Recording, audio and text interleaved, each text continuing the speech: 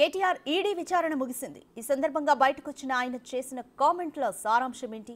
ఒక కేసుకు అన్ని కోట్లు ఖర్చవుతాయని అనడంలో అర్థమేంటి? విచారణకు పూర్తిగా సహకరిస్తానని చెప్పిన వర్కింగ్ ప్రెసిడెంట్ అన్నిసార్లు లాయర్లు వెంట రావాలని కోరడం ఏంటి? హైకోర్టు, సుప్రీంకోర్టులలో క్వాష్ పిటిషన్ వేయడంలో మీనింగ్ ఏంటి? కోర్టులు ఆ పిటిషన్లు కొట్టేసినా ఈ బీరాలు పలకడం ఏంటి అన్న ప్రశ్నలకు ఆస్కారం ఏర్పడుతోంది. విచారణ అనంతరం కేటీఆర్ చేసిన ఆ కామెంట్స్ పూర్తి వివరాలేంటో ఇప్పుడు చూద్దాం. ముగిసిన కేటీఆర్ ఈడీ విచారణ. ఏ తప్పు చేయకపోయినా విచారణకు వచ్చా. ఏసీబీ, ఈడీ అధికారుల విచారణకు హాజరయ్యారు. రెండు సంస్థలు ఒకే ప్రశ్నలు అడిగాయి. విచారణకు పూర్తిగా సహకరిస్తానన్న కేటీఆర్. లేని అవినీతికి కోట్లు ఖర్చు పెడుతున్నారని వింతవాదన. BRS working president KTR ED విచారణ ముగిసింది. 7 గంటల పాటు సుదీర్ఘంగా విచారించింది ఎన్ఫోర్స్మెంట్ డైరెక్టరేట్. ఉదయం 10:30 గంటలకు ఈడీ ఆఫీస్ చేరుకున్న కేటీఆర్ ని పలు కోణాల్లో ప్రశ్నించారు అధికారులు.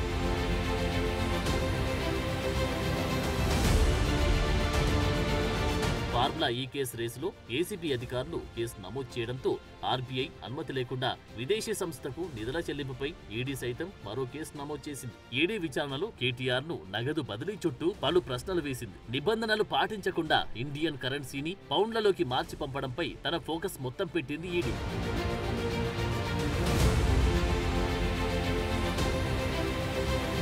ఒప్పందంలో ఎలాంటి పాత్ర లేని హెచ్ఎండిఏ ఖాతా నుంచి విదేశీ కంపెనీకి నిధుల బదలాయింపు, ఇందులో ఫెమా నిబంధనల ఉల్లంఘన వంటి పలు అంశాలపై ఈడీ ప్రశ్నాస్త్రాలు సంధించింది.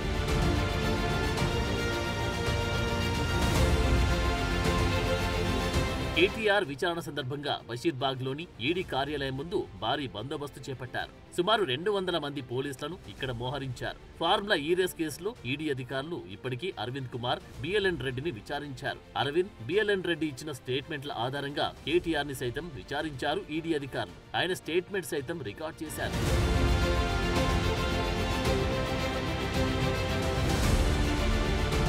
విచారణ ముగిశాక బయటకొచ్చిన కేటీఆర్ ఎప్పటిలాగానే చెలరేగిపోయారు. ఏ తప్పు చేయకుండా ఏసీబీ, ఈడీ విచారణకు వచ్చానని, రెండు సంస్థలు ఒకేలాంటి ప్రశ్నలు వేశాయని అంటూనే విచారణ సంస్థలకు పూర్తిగా సహకరిస్తానని, లేని అవినీతికి కోట్ల రూపాయలు ఖర్చు చేస్తున్నారన్న కొత్త వాదన తెరపైకి తెచ్చారు.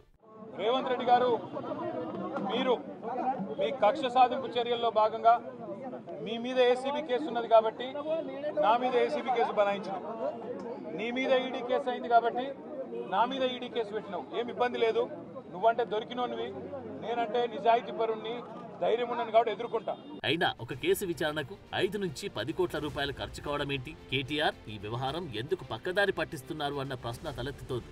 ఇది ఇలా ఉంటే జడ్జి ముందుకు విచారణకు వెళ్దాం, రేవంత్ సిద్ధమాంటూ సవాల్ విసిరారు. రేవంత్ పై ఏసీబీ కేసు ఉంది కాబట్టి తనపైన అదిలాంటి కేసు పెట్టారని అన్నారు. రేవంత్ వస్తే లై డిటెక్టర్ పరీక్షకు తాను సిద్ధమేనని, విచారణలకు ఎన్నిసార్లైనా వస్తానని, ఎన్నిసార్లైనా సమాధానం చెబుతానని అన్నారు కేటీఆర్. తప్పు చేసినట్టు రుజువైతే ఏ శిక్షకైనా సిద్ధమేనన్నారు బీఆర్ఎస్ వర్కింగ్ ప్రెసిడెంట్ కేటీఆర్. నేను రెడీగా ఉన్నా రేవంత్ రెడ్డి, నీకు ధైర్యం ఉంటే ముందుకు రా. నీ జూబ్లీహిల్స్ ప్యాలెస్ లో అయినా సరే, లేదా న్యాయమూర్తి ఇంట్లో అయినా సరే, ఏసీబీ న్యాయమూర్తి ఇంట్లో అయినా సరే, కోర్టులో అయినా సరే, లేదా ఈడీ ఆఫీస్లో అయినా సరే, ఎక్కడైనా నేను లై డిటెక్టర్ పరీక్షకు సిద్ధం. నువ్వు కూడా రా, ఇద్దరం కూర్చుందాం. దొంగెవరో, ఎవరేందో, ఎవరి నిజాయితీ ఏందో రాష్ట్రం మొత్తం చూస్తుంది. ఇక్కడ కొన్ని ప్రశ్నలకు కేటీఆర్ నుంచి ఆన్సర్ రావాల్సి ఉందంటున్నారు పలువురు రాజకీయ విశ్లేషకులు. ఒక కేసుకు 10 కోట్ల మేర ఖర్చవుతుంది అనడంలో అర్థమేంటి? ఇక రెండోది, ఎన్ని విచారణలైనా ఎదుర్కొంటారని అంటున్నప్పుడు లాయర్ తోడు లేనిదే విచారణకు రాలేనని అనడమేంటి? ఏ తప్పు చేయకుంటే హైకోర్టు, సుప్రీంకోర్టు క్వాష్ పిటిషన్లు ఎందుకు కొట్టేశాయన్న ప్రశ్నకు కేటీఆర్ సమాధానం చెప్పాల్సి ఉంది. ఒకవేళ కేటీఆర్ సిస్టమ్ ని అంతగా ఫాలో అయ్యే పనైతే ఇంత భారీ మొత్తంలో నిధుల అక్రమ బదిలీలు జరిగేవి కావని అంటున్నారు కొందరు ఆర్థిక రంగ నిపుణులు.